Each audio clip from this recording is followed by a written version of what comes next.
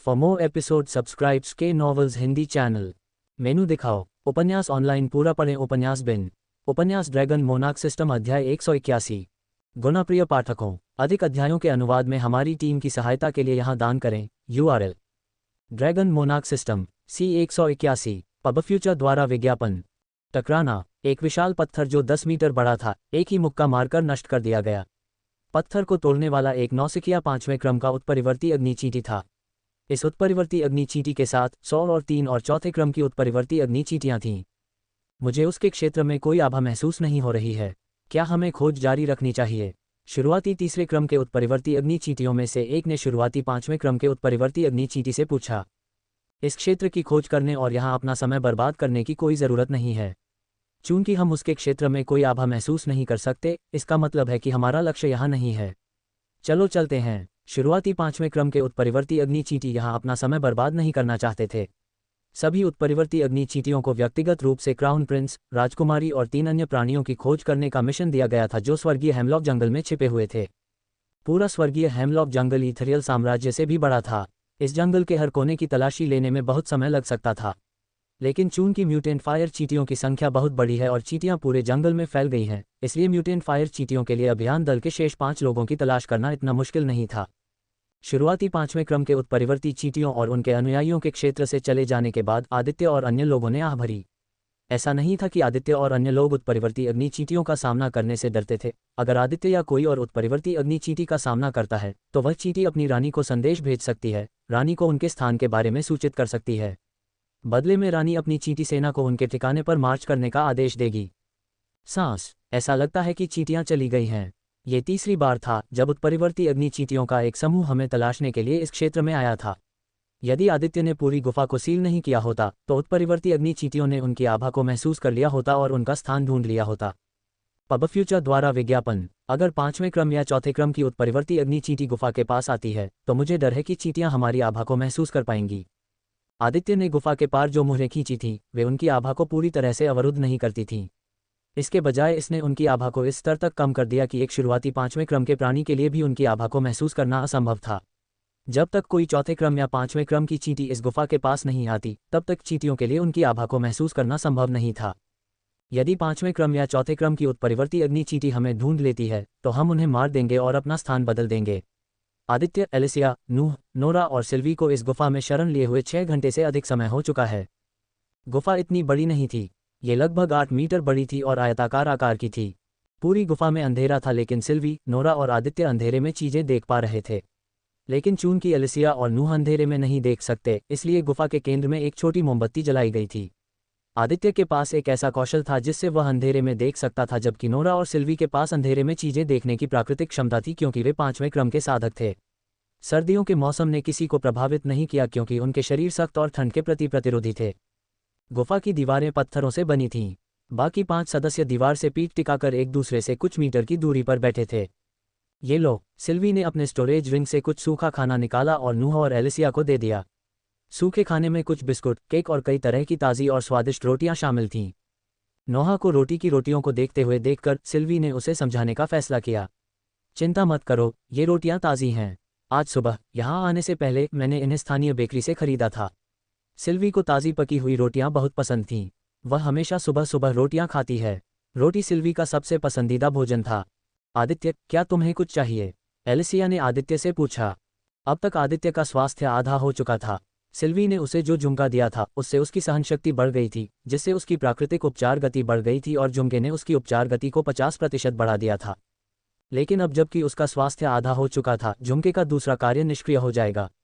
उसके दाहिने पंख पर बड़े छेद अब आकार में सिकुड़ गए थे।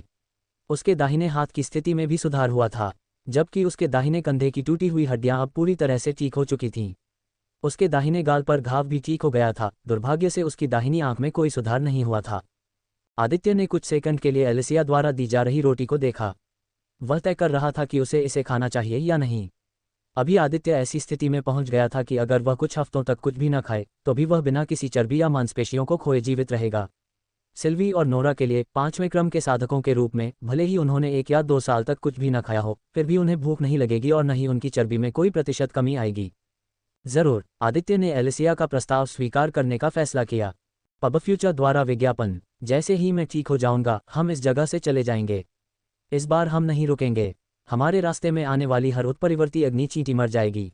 आदित्य को लगा कि उसे पूरी तरह से ठीक होने में एक और दिन लगेगा। अब जबकि पीक चार्ट स्टार इयरिंग का दूसरा फंक्शन जो उसकी उपचार गति को 50% तक बढ़ा देता था बंद हो गया था, आदित्य की उपचार गति भी कम हो गई थी। उनका अनुमान है कि एक दिन में उनका पूरा शरीर ठीक हो जाएगा।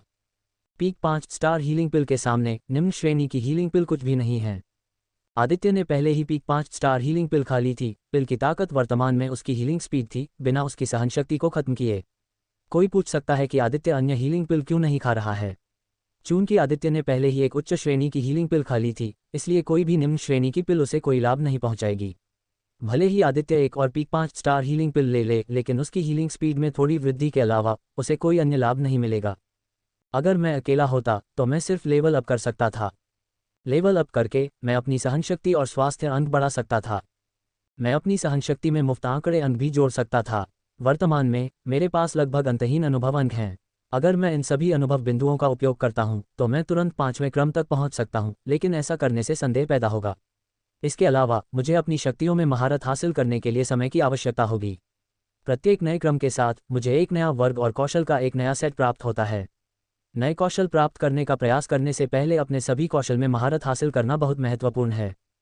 कौशल की बात करें तो आदित्य स्वास्थ्य सुधार कौशल या कुछ इसी तरह का कौशल प्राप्त करने के बारे में सोच रहा था। ये और भी बेहतर होगा यदि उसका अगला वर्ग उपचार प्रकार का वर्ग हो। अपने अत्यधिक उच्च मान रिजर्व के साथ आदित्य मूल रूप से युद्ध के मैदान में किसी को भी ठीक कर सकता है। अब तक सभी कुलीन सैनिकों की मौत की खबर महामहिम के कानों तक पहुंच जानी चाहिए थी। ये जानते हुए कि हम अभी भी जीवित हैं, मुझे यकीन है कि महामहिम सभी इथरियल सेना को स्वर्गीय हेमलॉक वन में भेजने जा रहे हैं। नोरा के शब्दों को सुनकर एलिसिया, सिल्वी और नूह की आंखें चमक उठीं। आदित्य ने देखा कि नोरा के शब्दों ने उन्हें थोड़ा आराम दिया। नूह के चेहरे पर एक छोटी सी राहत भरी मुस्कान भी थी। महामहिम को कुलीन सैनिकों की मृत्यु के बारे में कैसे पता होगा? आदित्य ने भ्रमित नज़र से पूछा। जब उसने ये सवाल पूछा तो आदित्य सभी कुलीन सैनिकों के बारे में थोड़ा दुखी महसूस करने से खुद को नहीं रोक सका। ये सैनिक भविष्य की शक्ति और ईथर साम्राज्य के स्तंभ थे। आदित्य केवल कल्पना कर सकता है कि इन कुलीन सैनिकों को विकसित करने के लिए ईथर साम्राज्य को कितने बेतुके संसाधनों की आवश्यकता होगी। शक्ति और खेती के मामले में कुलीन सैनिक ईथर साम्राज्य की सेना के शीर्ष पर थे। लेकिन अब जब सभी की मृत्यु हो गई है, आदित्य को यकीन है कि ईथर साम्राज्य की सेना कमजोर हो गई है। शुरुआती 5वें क्रम के बुजुर्ग टेट की मृत्यु का जिक्र करना तो दूर की बात है। भले ही टेट ने उन्हें धोखा दिया हो, लेकिन उसकी मृत्यु ने ईथर साम्राज्य को पहले से भी कमजोर बना दिया है। आदित्य को जिस बात की चिंता है वह है ईथर साम्राज्य का भविष्य। ईथर साम्राज्य और मध्य क्षेत्र के अन्य साम्राज्यों ने संतुलन बनाने में कामयाबी हासिल की थी, लेकिन अब जब सबसे मजबूत साम्राज्य ने अपने 94 कुलीन सैनिकों और एक 5वें क्रम के बुजुर्ग को खो दिया है, तो ईथर साम्राज्य अब वेस्टर्निया महाद्वीप का सबसे मजबूत साम्राज्य नहीं रहा। दूसरे साम्राज्य इस स्थिति का फायदा उठाने की कोशिश कर सकते हैं और एक व्यापक युद्ध शुरू करने की कोशिश भी कर सकते हैं। एक अनोखा क्रिस्टल है जिसे आत्मा क्रिस्टल कहा जाता है, एलिसिया ने समझाने का फैसला किया। मैं समझ गया। जब आदित्य और एलिसिया बातचीत में व्यस्त थे तो दूसरों ने देखा कि वे कितने करीब थे, खास तौर पर सिल्वी और नोआह। भले ही एलिसिया ने आदित्य को अपना बॉयफ्रेंड बना लिया था, लेकिन नोआह ने उसे आदित्य से एक निश्चित दूरी बनाए रखते देखा था। ऐसा लग रहा था जैसे पहले कोई बाधा थी, लेकिन अब यह बाधा गायब हो गई थी। अब उसकी बहन हमेशा दूरी कम करने की पहल कर रही थी। हालांकि नोआह प्यार या रिश्ते की सलाह देने में विशेषज्ञ नहीं है, लेकिन वह अपनी छोटी बहन में हो रहे बदलावों को देख और महसूस कर सकता है। मुझे यकीन है कि एलिसिया पहले ही यह भूल चुकी है कि आदित्य उसका असली प्रेमी भी नहीं है, फिर भी वह उसकी असली प्रेमिका की तरह व्यवहार कर रही है। सिल्वी का एक हिस्सा एलिसिया के लिए खुश था। व्हाइट लोर्ड्स गिल्ड लीडर को भी जलन और ईर्ष्या महसूस हुई। वह भी अपनी वर्जिनिटी से स्नातक होना चाहती थी और एक अच्छा सुंदर दिखने वाला पति पाना चाहती थी, लगभग आदित्य जैसा या शायद आदित्य जैसा। ये समझकर कि वह क्या सोच रही थी, डार्क एल्फ शर्मा गया और दूसरी दिशा में देखने लगा। योजक चिन्ह योजक चिन्ह योजक चिन्ह योजक चिन्ह योजक चिन्ह योजक चिन्ह योजक चिन्ह योजक चिन्ह योजक चिन्ह योजक चिन्ह योजक चिन्ह योजक चिन्ह योजक चिन्ह योजक चिन्ह योजक चिन्ह योजक चिन्ह। वास्तव में उन सभी को बहुत बहुत धन्यवाद जो बहुमूल्य गोल्डन टिकट के साथ समर्थन भेजते हैं। मुझे उम्मीद है कि हम इसे जारी रख सकते हैं। पब फ्यूचर द्वारा विज्ञापन। संपर्क टॉस साइट मैप दान करें मेनू दिखाओ। उपन्यास ऑनलाइन पूरा पढ़ें। उपन्यास बिन। उपन्यास ड्रैगन मोनार्क सिस्टम अध्याय 182। गुणप्रिय पाठकों, अधिक अध्यायों के अनुवाद में हमारी टीम की सहायता के लिए यहाँ दान करें। URL dragon monarch system C182। Pub future द्वारा विज्ञापन। 21 घंटे बाद एक अंधेरे भूमिगत कक्ष में लाल गाउन पहने एक खूबसूरत दिखने वाली महिला सोने से बने सिंहासन पर बैठी हुई दिखाई दे रही थी। इस समय सिंहासन पर बैठी महिला के चेहरे पर एक उदास भाव था। अंधेरे भूमिगत कक्ष को एक विशेष प्रकार के जादुई पत्थरों से रोशन किया गया था जो केवल स्वर्गीय हेमलॉक वन में पाए जा सकते हैं। इन जादुई पत्थरों को सौर पत्थरों के रूप में जाना जाता था। इन जादुई पत्थरों को सौर पत्थरों के रूप में जाना जाता था क्योंकि बहुत कम मात्रा में मैना को अवशोषित करके ये पत्थर बहुत तेजी से चमक सकते हैं। सौर पत्थरों को भूमिगत कक्ष के चारों ओर रखा गया है। प्रत्येक सौर पत्थर एक अलग प्रकार का रंग विकीर्ण कर रहा था। सोने से बने सिंहासन के पीछे सैकड़ों से ज्यादा खजाने पड़े थे। ये खजाने सोने, चांदी, सौर पत्थरों, मन पत्थरों और ड्रैगन घास से लेकर हर तरह के खजानों तक के थे जिन्हें इस दुनिया का कोई भी साधक पाना चाहेगा। हालांकि सिंहासन पर बैठी महिला को इन खजानों की ज्यादा परवाह नहीं थी। चींटियों की कॉलोनी ने स्वर्गीय हेमलॉक जंगल में सभी शक्तिशाली जादुई जानवरों को मारकर स्वर्गीय हेमलॉक जंगल पर कब्जा करना शुरू कर दिया। ऐसा करते समय उत्परिवर्ती अग्नि चींटियों को कई तरह के खजाने और यहाँ तक कि कुछ खदानें भी मिल गईं। अभी रानी के पास केवल एक ही चीज की कमी थी, वह थी अपनी पूरी कॉलोनी के लिए पर्याप्त भोजन। हर एक दिन हजारों उत्परिवर्ती अग्नि चींटियां भूख से मर जाती थीं। भूख ने उत्परिवर्ती अग्नि चींटियों को इस हद तक पहुंचा दिया है कि चींटियां अपनी ही प्रजाति के किसी एक को खाने में भी संकोच नहीं करेंगी। अगर रानी ने अपनी शक्तियों का इस्तेमाल नहीं किया होता और उत्परिवर्ती अग्नि चींटियों को नहीं रोका होता तो सभी प्रथम क्रम और द्वितीय क्रम उत्परिवर्ती अग्नि चींटियां आपस में लड़ने लगतीं और एक दूसरे को खा जातीं। ऐसा होने से रोकने के लिए रानी को मानव शहर पर हमला करने के लिए मजबूर होना पड़ा। हालांकि ब्लैकवुड शहर से उन्हें जो भोजन मिला था वह कुछ हफ्तों में खत्म हो जाएगा। इसका मतलब है कि उनकी भूख अस्थायी रूप से हल हो गई थी। लंबे समय में उनके पास अपना भोजन सुरक्षित करने के लिए इथरियल साम्राज्य पर हमला करने के अलावा कोई विकल्प नहीं होगा। जहां तक स्वर्गीय हेमलॉक जंगल में रहने वाले जादुई जानवरों की बात है, लगभग हर एक जादुई जानवर को उत्परिवर्ती अग्नि चींटियों ने मार डाला और खा लिया। इस समय म्यूटेंट फायर चींटियों की कॉलोनी की रानी एक महत्वपूर्ण व्यक्ति से बात कर रही थी। उसका नाम एशले था और वह पीक 5वें क्रम का कल्टीवेटर था जिसे संगठन ने योजना में उसकी मदद करने के लिए भेजा था। एशले, क्या तुमने उन्हें ढूंढ लिया है? रानी के चेहरे पर उदासी और गहरी हो गई। सभी बच्चे स्वर्गीय हेमलॉक जंगल में फैल गए थे। अब तक उसके बच्चों ने जंगल का हर कोना छान मारा था, फिर भी वे अपना लक्ष्य नहीं पा सके। मैंने उन्हें स्वर्गीय हेमलॉक जंगल के बाहर खोजा है, दुर्भाग्य से मैं उन्हें कहीं नहीं पा सका। बाहर की बात करें तो मेरे पास आपके लिए बुरी और अच्छी दोनों खबरें हैं। आप कौन सी सुनना चाहते हैं? एशले ने हंसते हुए पूछा। वह केवल रानी के भाव की कल्पना कर सकता है। सांस। रानी, जिसका मानव नाम स्कारलेट था, वह आहें भरने से खुद को नहीं रोक पाए। संगठन में हर कोई जानता था कि उसकी स्थिति कितनी खराब थी। कभी कभी स्कारलेट अपने सभी बच्चों को छोड़कर कहीं और जाने के बारे में भी सोचती थी। हर दिन पूरी कॉलोनी के लिए पर्याप्त भोजन जुटाना सिरदर्द बन जाता था। नदियों और झीलों में मछलियां भी खाली हो गई हैं। नतीजतन रानी ने लंबे समय से अंडे देना बंद कर दिया था, ये पूरी तरह से जानते हुए कि उसके नए बच्चों के पास उनके लिए भोजन नहीं होगा। मैं सबसे पहले अच्छी खबर सुनाऊंगा। पब फ्यूचर द्वारा विज्ञापन। अच्छी खबर यह है कि क्राउन प्रिंस और राजकुमारी अभी तक इथरियल साम्राज्य तक नहीं पहुंचे हैं। यहीं से हमारी बुरी खबर आती है। चूंकि क्राउन प्रिंस और राजकुमारी वापस नहीं लौटे हैं, इसलिए सम्राट अब 2 मिलियन की सेना के साथ स्वर्गीय हेमलॉक वन की ओर जा रहे हैं। दरार। स्कारलेट अपनी ताकत पर काबू नहीं रख पाए और अपने सिंहासन के आर्मरेस्ट को तोड़कर गिर गई। एक पल के लिए रानी ने कोई जवाब नहीं दिया। एशले को पता था कि स्कारलेट मुश्किल समय से गुजर रही है। सच कहूं तो उसे उस महिला पर तरस आ रहा था। एशले भी स्कारलेट से नफरत करता था और उसी समय उसे नीची नज़र से देखता था। एशले एक इंसान था और चींटियों ने इतने सारे मासूम लोगों के साथ जो किया है, उसे देखकर एशले के दिल में कहीं न कहीं दुख और गुस्सा था। अगर स्कारलेट संगठन का हिस्सा नहीं होती तो वह उसे मारने और उसकी चींटी कॉलोनी को नष्ट करने वाला पहला व्यक्ति होता। कुछ देर बाद स्कारलेट ने आखिरकार अपनी भावनाओं पर काबू पा लिया। उसके मुंह से एक और आह निकली और उसने अपना सिर उठाया और खाली जगह को देखते हुए कुछ गहराई से सोचा। लगभग 5 मिनट की चुप्पी के बाद एशले ने स्कारलेट की प्रतिक्रिया सुनी। तो इथरियल साम्राज्य पर हमला करने की मूल योजना को लागू नहीं किया जा सकता है। क्या हमारे नेता ने हमें बताया कि हमें इस स्थिति में क्या करना चाहिए? ब्लैकवुड शहर पर हमला करने की योजना भी नेता द्वारा बनाई गई थी। जबकि संगठन इथरियल साम्राज्य का विनाश चाहता था, रानी शहरों पर हमला करना चाहती थी और अपने बच्चों के लिए भोजन ढूंढना चाहती थी। हाँ, योजना में थोड़ा बदलाव किया गया है। मूल रूप से इथरियल साम्राज्य हमारा युद्ध क्षेत्र बनने वाला था, लेकिन सम्राट ने अपनी सेना को यहाँ लाने का फैसला किया है। स्वर्गीय हेमलॉक वन युद्ध क्षेत्र बन जाएगा। मुझे उम्मीद है कि आप इथरियल साम्राज्य का सामना करने के लिए तैयार हैं। स्कारलेट कुछ मिनट तक चुप रही और फिर एक और सवाल पूछकर बातचीत शुरू की। मुझे यकीन है कि इथरियल एम्पायर के पास 5वें क्रम के कई बुजुर्ग होंगे। अगर मुझे युद्ध जीतना है तो मुझे कुछ मदद की ज़रूरत होगी। मूल रूप से रानी के पास 20 शुरुआती 5वें क्रम की उत्परिवर्ती अग्नि चींटियां थीं। कुछ दिन पहले 5वें क्रम की चींटियों में से एक को सिल्वी नाम की एक महिला ने मार डाला था। कल लाल ड्रैगन ने उसकी 5वें क्रम की 7 चींटियों को मार डाला। इससे रानी के पास 12 5वें क्रम की उत्परिवर्ती अग्नि चींटियां रह गईं। हालांकि स्कारलेट को पता था कि इथेरियल साम्राज्य के पास एक पीक 5वें क्रम का बुजुर्ग है जो उसकी 12 शुरुआती 5वें क्रम की उत्परिवर्ती अग्नि चींटियों को आसानी से मार सकता है। एक बार ऐसा होने पर युद्ध का पूरा रुख बदल जाएगा। भले ही रानी के नियंत्रण में लाखों चींटियां हों, लेकिन पीक 5वें क्रम के साधक के सामने लाखों शब्द एक बड़ी संख्या के अलावा कुछ नहीं होगा। चिंता मत करो, संगठन ने तुम्हारी मदद करने के लिए मेरे बगल में 2 और पीक 5वें क्रम के साधकों को भेजा है। एशले की बातें सुनकर स्कारलेट ने राहत की सांस ली। रानी को लगा जैसे उसके सीने से कोई बड़ा बोझ उतर गया हो। क्या मुझे क्राउन प्रिंस और राजकुमारी की तलाश बंद कर देनी चाहिए? स्कारलेट जानती थी कि उसकी सभी उत्परिवर्ती अग्नि चींटियों को इकट्ठा करने में कुछ समय लगेगा। उसकी सभी चींटियां स्वर्गीय हेमलॉक वन के हर क्षेत्र में फैली हुई थीं। वास्तव में ये बहुत बेहतर होता अगर हम युद्ध शुरू होने से पहले क्राउन प्रिंस और राजकुमारी को पकड़ने में कामयाब हो पाते। हम उन्हें सौदेबाजी के लिए इस्तेमाल कर सकते हैं। हालांकि आपकी चींटी सेना के बिना इस युद्ध को जीतना असंभव है। तो हाँ, क्राउन प्रिंस और राजकुमारी की तलाश करना बंद करो और अपनी चींटी सेना को इकट्ठा करना शुरू करो।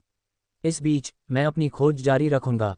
एशले के साथ संवाद समाप्त होने के बाद स्कारलेट ने सिंहासन से उठते ही फिर से आह भरी। अपनी स्टोरेज रिंग से उसने एक डायरी और एक पेन निकाला और कुछ लिखना शुरू कर दिया। उसी समय उसने अपनी शक्तियों का उपयोग करके स्वर्गीय हेमलॉक जंगल के बाहरी क्षेत्र के दक्षिणी भाग में हर एक उत्परिवर्ती अग्नि चींटी को बुलाया। पब फ्यूचर द्वारा विज्ञापन, योजक चिन्ह, दृश्य परिवर्तन अंडरस्कोर। और 10 घंटे बीत गए। स्वूश, अपने पूरी तरह से स्वस्थ पंखों के साथ आदित्य एलिसिया के ठीक सामने उतरा। अब वे अपने छिपने के स्थान से बाहर आ चुके थे। स्थिति कैसी है? सिल्वी ने पूछा। आदित्य ने भ्रमित भाव से अपना सिर हिलाया। सभी शीर्ष 3 क्रम या 4 क्रम या 5 क्रम उत्परिवर्ती अग्नि चींटियां पहले ही मुख्य क्षेत्र छोड़ चुकी हैं।